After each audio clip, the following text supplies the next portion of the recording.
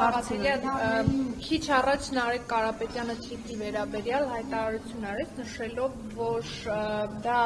միջանցք չէ, ճանապարհ է եւ այդ խոսույթը պետք է փոխվի եւ նաեւ ասեց, որ Հայաստան խմբակցության եւ Ուժեղ Հայաստան խմբակցության միջեւ դա տարաձայնություն է, չենք մոտեցումների տարբերություն կա։ Այո, այդ հարցում երկու խմբակցությունների միջև մոտեցումների տարբերություն կա, դա դրսևորվել է նաեւ նախընտրական պլատֆորմում եւ դա կարծում նորմալ է, այնպես չի, որ մենք ցանկացած հարցի վերաբերյալ ինչ տեսակետում ենք, իրենք պետք է նույնը ունենան կամ հակառակը։ Իսկ ինչ վերաբերում է բուն այդ ծրագրին, ակնհայտ է, որ սա պարզ եւ սովորական ճանապարհ չի։ Ոնց որ ասենք Սևան, Երևան, Մայրուղին կամ Հյուսիս-Հարավ։ Սա մի ճանապարհ է, որտեղ Հայաստանի ինքնիշխանությունը ունի սահմանափակումներ։ Սա մի ճանապարհ է, որտեղ կողմերը առնվազն հիմա պնդում են, որ պետք է լինի անխոչնդոտ ճանապարհ։ Սա մի ճանապարհ է, որը պարզ ավտոմոբիլային ճանապարհ չի։ Ստեղով անցնելու են տարբեր ենթակառուցվածքներ։ Մի ճանապարհ է, որը ղեկավարվելու է հայ-ամերիկյան ընկերության կողմից, որի բաժնեոտ տոմսերի մեծ մասը գտնվում է Ամերիկայի ձեռքում։ Հետևաբար սա մեր համար պարզ ճանապարհ չի։ Հիմա այդ փաստաթուղթը կգա խորհրդարան ավելի մանրամասն կհասկանանք։ Երկրորդը սրա շահավետությունը Հայաստանի համար։ Սա Հայաստանի տարածքով արտոնյալ պայմաններով ճանապարհ է Ադրբեջանի արևմտյան շրջանները Նախիջևանի միացնելու համար։ Մենք խոսել ենք նաև, եթե այս ճանապարհը զարգացվեր, ինչպես ենք պատկերացնում եւ Հայաստանը դրանից ինչ օգուտներ կարող է ունենալ։ Հետևաբար, այո, այստեղ կա մոտեցումների տարբերություն։ Ասացիք սովորական ճանապարհ չի, միջանցք է, հետևաբար։ Միջանցքի եւ ճանապարհի ներքևում ինչ-որ բան։ Տեսեք, անունը ինչ ուզում եք դրեք, բայց այն ինչ որ ներկայացնում են Հայաստանի իշխանությունները, որ սա պարզապես ճանապարհ է, դա այդպես չի, այստեղ կա պարզապես ինչի Սևան, ինչի Հյուսիս, իհարկե կա, ինչի Հյուսիս-Հարավը մի հատ ամերիկյան ընկերություն չի վերցրել եւ կառավարում։ Դա ինչ որ հատուկ պայմաններով Հայաստանի տարածքով ճանապարհ է, միջանցք է, չգիտեմ, մի ինչ, իհարկե, այսինքն պարզ ճանապարհ չի, իմ անուն ինչ ուզում եք դրեք, մեկը տեսեք, մի մասը ասում են Թրամփի ուղի, Ալիևն ու Էրդողանը ասում են միջանցք, ով ոնց ուզում մեկնաբանում է, ակնհայտ է, որ դա սովորական, մի ժամանակ ասում են, դաշնակցությունը ասում է այդ ճանապարհի կամ միջանցքի օգուտը մենք չենք տեսնում եւ ունենք մի շարք մտահոգություններ, այն ինչ որ անուն ինչ ուզում եք դրեք, ուզում եք ասեք միջանցք, այո, ասում եմ միջանցք, որովհետեւ դա պարզ ճանապարհ չի։ Այստեղ խնդիրը, ժողովուրդ նայեք, այստեղ խնդիրը այդ բառախաղի մեջ չի։ Ես ուզում եմ հասկանանք այդ ճանապարհի բովանդակությունը, Հայաստանի համար դրա օգտակարությունը եւ արդյունավետությունը։ Ակնհայտ է, որ այստեղ խնդրեմ կա։ Հիմա ես ուզում եմ ավելի կոնկրետ հարցնել մի երկու հարցի հետ կապված։ Ադրբեջանի նախագահը հայտարարել է, որ ադրբեջանցիները այդ հատվածում, Հայաստանի այդ հատվածում ուսումնասիրություններ են արել արդեն ինչ որ էլեկտրահաղորդման այդ հենասյուների կառուցման համար։ Ընդդիմադիր ձեր գործընկեր ֆրակցիայից Նարեկ Կարապետյանը ասաց, որ եթե վճարներ տրվում են, սուվերենության խնդիրը չի առաջանում, այսինքն եթե իրենք համարում են դա ճանապարհ եւ ոչ միջանցք, ենթադրում է, որ այդ խնդիր չեն տեսնում, ամեն դեպքում ասում է, որ նորմալ է, կարելի է քննարկել։ Դուք ինչպես եք վերաբերվում այս հարցին, այսինքն դուք տեսնում եք այստեղ ինչ-որ ռիսկեր, վտանգներ, ես կուզեի ձեր դիրքորոշում ասեք, այս կոնկրետ այս մասում էլեկտրային թաղված է դետալների մեջ։ Մինչև հիմա հենց նույն այդ նախագծի ջատագովները, այսինքն Հայաստանի Հանրապետության կառավարությունը բազմաթիվ հարցերի պատասխաններ առնվազն նախորդ գումարման խորհրդարանում չի կարողացել տալ,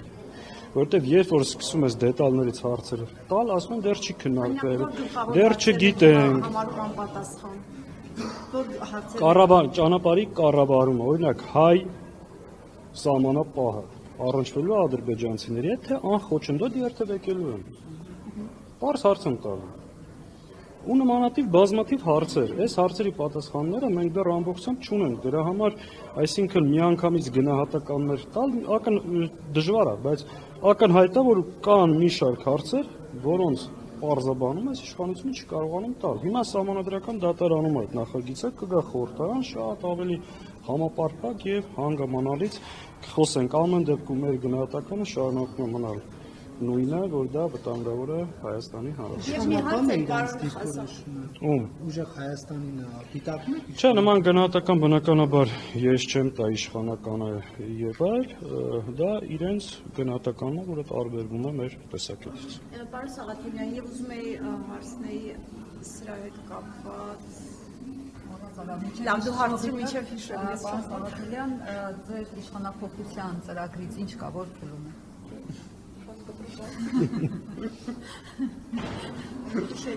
Բոլոր գնահատականները, դիրքորոշումները այս իշխանության, էության եւ բնույթի մասին շարունակում են մնալ ուժի մեջ։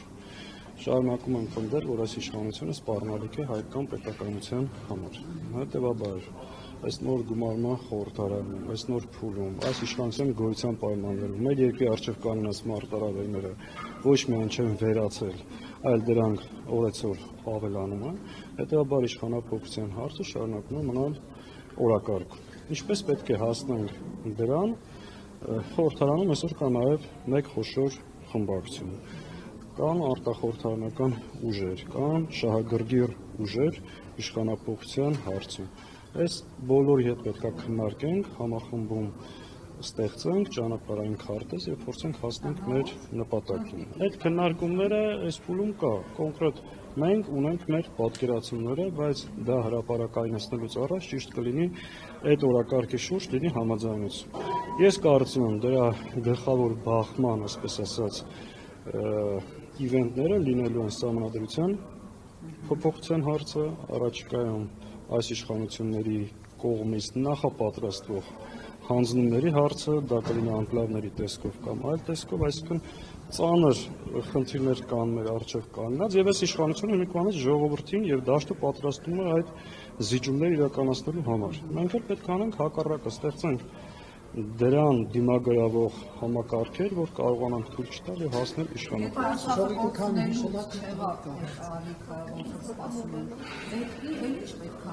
Ցավոք Արցախի ժամանակ չեղավ, դրա արդյունքում կորցրեցինք նաև Հայաստանից եւս 200 կիլոմետր քառակուսի տարածք։ Եթե հիմա չլինի, ավելին ենք կորցնել։ Պարոն Սաղաթելյան, ուզում էի հարցնել այդ էլեկտրահաղորդման սյուների հետ կապված, որ նաև մաս են կազմում այդ ենթակառուցվածքների թրիփում։ Իշխանությունը ասում է, դրանց հիմնական բանը գործառույթը տարանցմանն է ծառայելու, այսինքն տարանցման նպատակով է լինելու, բայց չեմ բացառում նաև էլեկտրաէներգիայի ստացման շուրջ հնարավոր քննարկումները հետագայում Ադրբեջանից նկատի ունեմ։ Դուք նման հեռանկարի, այսինքն ձեր ֆրակցիան, ձեր քաղաքական թիմը նման հեռանկարի հետ կապված ինչ դիրքորոշում ունեք, արդյոք տեսնում եք այդտեղ ինչ որ վտանգներ կամ խնդրահարույց կետեր։ Ես երբեք չեմ կարող հավատալ, որ Ադրբեջանը եւ Թուրքիան կարող են լինել Հայաստանի համար այլ ընտրանքային աղբյուրներ, էներգակիրների, չգիտեմ, գազի, այլ մթերքների, դա ես պարզապես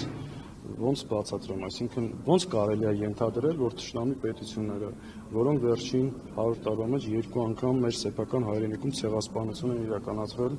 մեր նկատմամբ, էթնիկ զտում, պետություններ, որոնք հայկական էթնոսի, հայ մարդու,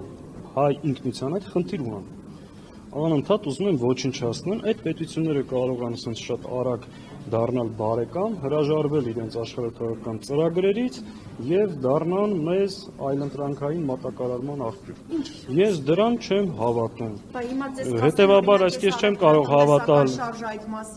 Սա հասարակությանը բթացնելու նախընտրական շրջանում Ալիևը կիսով չափ ԿՊ-ի նախընտրական շտաբի պետի պարտականություններն էր կատարում, անընդհատ մի անգամ ռեյզիներ ուղարկում, ցորեն, չգիտեմ ինչ մտեր, վերարտադրությունը ապահովելու է շարունակական զիջումներ իրականացնելու համար։ Այս ամեն ինչը այդ շրջանակում է։ Հետևաբար այս ընթացքում ինչ պետք է, ասես բաներ կանեն, որպեսզի հասարակությունը բթեցնեն, մոլորեցնեն եւ ցույց տան, թե ամեն ինչ վերջացած է, մենք այլևս եղբայրական ժողովուրդ ենք ու տանան մեզ նոր զիջումների եւ կոտորացի էս ասածը, պարոն Սաղաթելյան, այն է, որ եթե նույնիսկ ինչ որ մատակարարումներ լինեն, դա ինչ որ X փուլում ինչ որ ռիսկեր է ենթադրելու, եթե այո, ինչ ռիսկեր։ Այդ մատակարարումները, եթե դիտարկում ենք իբրև այլընտրանքային աղբյուրներ, այո։ Հիմա մեզ կկտրեն մեր հիմնական մատակարարներից, կմնանք իրենց հույսին, հետո այդ կռանտները կփակեն։ Այսինքն մի տարի Արցախը 100,000-ից ավել մարդ մեր ու մանուկ այսպես ասած բլոկադայի ենթարկած ազգից ու պետությունից դու այսօր ինչ-որ այլընտրանքային աղբյուրների ակնկալիք ունես։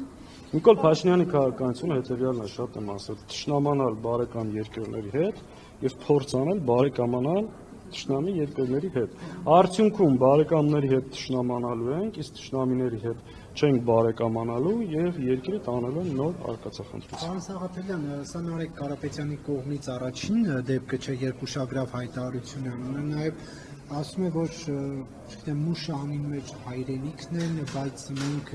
նկրտումներ չունենք իրենց նկատմամբ։ Սա էլ է տարբերում մասնավորապես ձեր դիրքորոշումից, որովհետեւ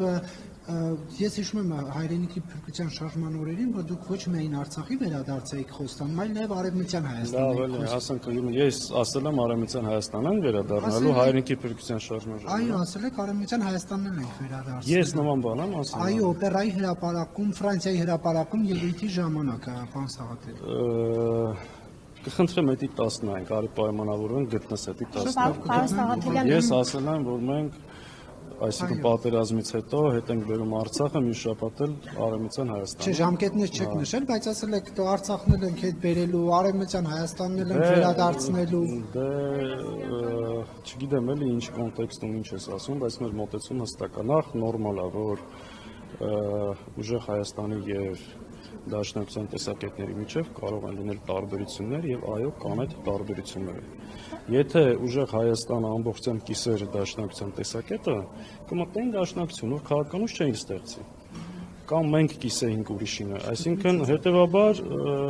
շատ նորմալ է, որ ուժեր ունեն տարբեր տեսակետներ, մենք հարգանքով ենք վերաբերում այդ տեսակետին։ Պարոն Սաղաթելյան, երեք թողնաթստում։ Պարոն Սաղաթելյան վերջերս Սամվել Կարապետյանն էր հայտարարել ընդդիմադիր ուժերի համախմբվելու եւ իշխանությանը հեռացնելու հետ կապված որևէ հանդիպում քննարկում այդ հարցի շուրջ եղել է ուժեղ Հայաստանի հետ Սամվել Կարապետյանի հետ Հայաստան դաշինքը հանդիպել է այդ շրջանակներում։ Քննարկումներ կան, խոսակցություններ կան եւ կարծում առաջիկայում դրանք կշարունակվեն, այս պահին թույլ տվեք շատ դետալների մեջ չմտնեմ։ Քանի որ ասացիք, որ ծրագիր դուք ունեք եւ դա կքննարկեք ընդդիմադիր ձեռնարկող ընկերների հետ, ամեն դեպքում դուք հակված եք փողոցային տարբերակով Փաշինյանին հեռացնելու, թե անվստահություն հայտնելու։ Ես ուրիշ տարբերակ չգիտեմ իշխանության հեռացնելու, դրանք իրար փող լրացնող են։ Ես կարծում եմ, որ առանց փողոցի հնարավոր չի անվստահության հասնել եւ հակառակ։ Այսինքն մենք առաջին օրվանից ասել ենք, որ փողոց եւ խորհրդարան պետք է լինի համատեղ, որովհետեւ դա է հաջողության հասնելու ճանապարհը։ Պարոն Սաղաթելյան, Արեք, ինչի ես այդքան ուրախ։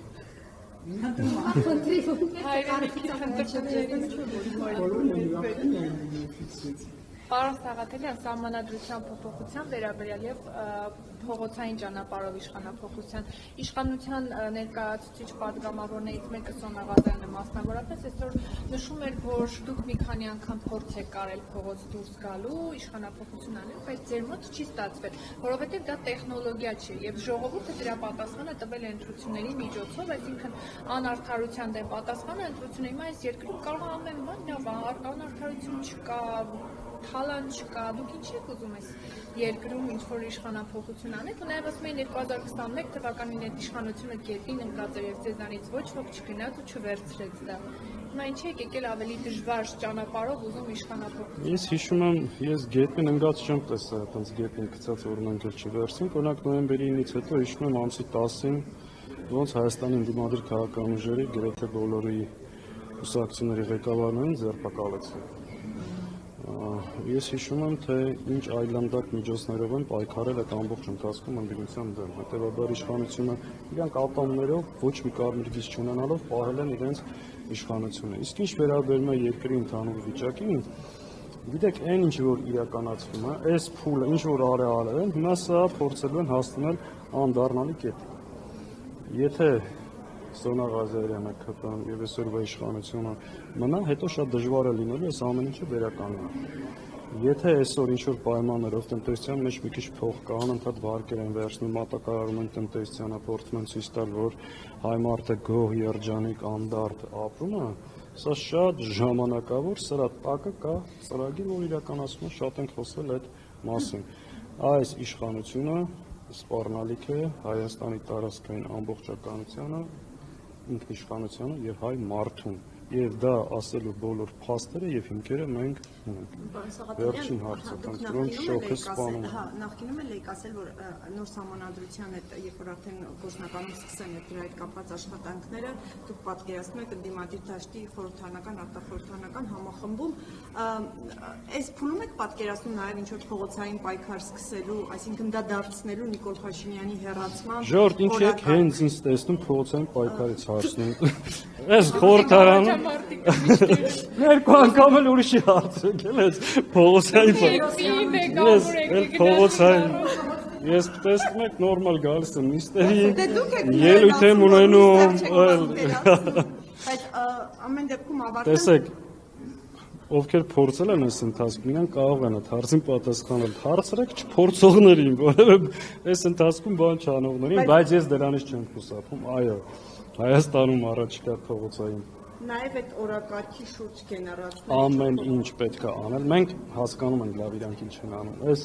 ծրագիրը, որ եթե ժողովուրդը ուզի падգամավորները չեն կարող քվեարկել, սրանք այդ 18 թվականի փորձն են ուզում անել։ Հանրային ճնշում, բայց չեն հասկանում, որ իրանք այլևս մեր ժողովրդի կողմից այդ աջակցությունը չունեն, անցել է այդ ժամանակ։ Իրենք վարչական ռեսուրսով, փողով, բռնություններով վերարտադրված իշխանություն են։ Էլ չեն կարող ժողովրդին տանեն մարդկանց պատուհանների տակ եւ ստիպեն, որ քվեարկություն անեն։ Ամեն ինչ պետք է անել Ալիևի հակով գրված սահմանադրությունը ձախողելու համար։ Վերջի կարճ հարցը, պարոն Սաղաթելյան, այս որ դուք ասել եք արտախորհրդարանական նաև համախմբում, արտախորհրդարանական ուժերից քննադատություններ էին հնչեցնում, թե եթե այսպես եք ասում, սա ինչ է նշանակում, որ դուք տապալել եք ներսում քվեարկությամբ դա թույլ չտալու օրակարգը, որ մի հատ էլ դուրս եք գալիս։ Ես տեսա զարմացա անկեղծ, ուզում էի զանգեի Էդմոն Մարուկյան, բայց դեռ կզանգեմ, որ այսինքն ոնց կարելի է, ես գամ կանգնեմ ստեղ, ձեզ ասեմ, որ բացառում եմ, որ մեզանից մեկը կքվեարկի, ինքը լայվ մտնի, ասի դա նշանակում է, որ իրանք վստահ չեն իրենց թիմի վրա, հասկանում եք, մանիպուլյացիայի չափ կա, ձև կա, հատկապես երբ որ շփում կա, էլ ես քաղաքական դաշտի այս նոր բանը, ամոթել, այս հարցում ես հեռախոսով զանգի ճշտի, եթե չեմ բավարարի Դիր հրապարակային խոսի էլի, այսինքն չի կարելի այսքան ասենց օփիս բռնել։ Հիմա լայվ են արա այսքան մարդ նայել է։ Ես էլ պետք է դնեմ հերքեմ, ընդ որում ասում եմ, ձեզ եմ հարցազրույց տվել, ասել եմ որ բացառում եմ մեզանից մեկը կմիանա։ Հիմա էլ եմ անդում, որովհետև ես չկա դրա հնարավորությունը։ Մենք այդ օրակարգով ենք նայվել այս խորհրդարանը։ Տեսեք, նույնիսկ մեր գործընկեր ուժի վրա եմ այս հարցում վստահ, որ չկա, իրանք էլ են այս օրակարգով նաև եկել։ Մենք ստեղ պետք է այդ ճակատը պահենք, դրսում պահենք, մենք ես ինչ եմ ասել եմ, որ արտախորհրդարանական ուժերին եւս պետք է ներգրավել այս process-ի մեջ։ Դա չի նշանակում, որ մեր վրա այս պատասխանատվությունը գցել եմ, ասել եմ, չէ, մենք անցնելու ենք այն կողմ, դուք եկեք մեզ փրկեք։ Այսինքն ոնց կարելի է սա ինչու ընդհակառակը լայն Համախմբում է պետք է այդ ոչի ճակատի մասին ես առաջին անգամ խոսել եմ Դաշնակցության 135 ամյակին 25 թվականի նոյեմբերին մեծ հայտարարություն եմ արել հիմա էլ եմ դա պնդում ինձանից հետո տարբեր քաղաքական ուժեր արել են որի համար միայն ուրախ եւ երջանիկ ենք եկեք խելքի տանք սրա դեմը առնենք հերիք այսինքն ամեն մեկը լայվ մտնեք մի 5 հոգու փորձեք թիրախավորել ինչա թե դուք լավ է երևա Հիմա ես թույլ չեմ տալի, չէ, արտախորհրդարանական ուժերին, ովքեր շեմը չեն անցել, ովքեր 0.2%, 5000, ասեմ, ես իմ գյուղում ավելի շատ եմ ձայնը ստացել, քան իրանք ամբողջ իրենց կուսակցությամբ։ Բայց մի անգամ թույլ չեմ տվել ինձ ասեմ, տղերք ինչի մասնակցեցիք, ինչի փոշիացրեցիք, ինչի էսի չեմ ասել, որովհետև ինձ խնդիր իրանք չեմ։ Ընդհակառակը փորձում ենք իրենց հետ լավ հարաբերություն ձևավորենք, բերենք այս օրակարգի շուրջ, եթե անկեղծ է այդ դաշտը, փորձենք այս հրեշների դեմը առնել։ Պարոն Սաղաթելյան, հանձնաժողովների վերաբերյալ մամուլը սկզբանե գրում էր, որ հավակնություն չկա որևէ հանձնաժողովի պաշտոն ստանձնելու, բայց դες մարդու իրավունքների պաշտպանի մշտական հանձնաժողովը բաժին եկավ, նախ այդ տեղեկությունը կհաստատեք, թե կհերքեք իրականում չունեք որևէ հավակնություն, որոշել եք արդեն ուր լինելու։ Անկեղծ ասեմ, այո, մենք սկզբնական շրջանում հաշվի առնելով նաև նախորդ խորհրդարանի փորձը Դրա արդյունավետության հարցը խիստ կասկածի տակ ենք դնում, այնպես չի որ հիմա էլ չենք դնում,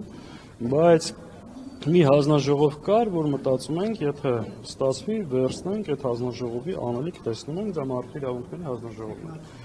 Այնպես ստացվեց, որ կարողացանք, այսինքն դա բաժին եկավ մեզ, մենք ընտրեցինք այդ հանձնաժողովը, հետևաբար դա տեխնացում կգալու կասենք։ Քննարկումների մեջ է։ Նախագահ, այսինքն ցանկացած դեպքում ընդդիմության ինչ առանկարել լինի նախագահի մասով ընդդիմությունն է։ Այո, այդ հանձնաժողովը կարծես թե, եթե չընտրեն մեր տեխնացուին, տեղակալը, այո, շնորհակալ եմ։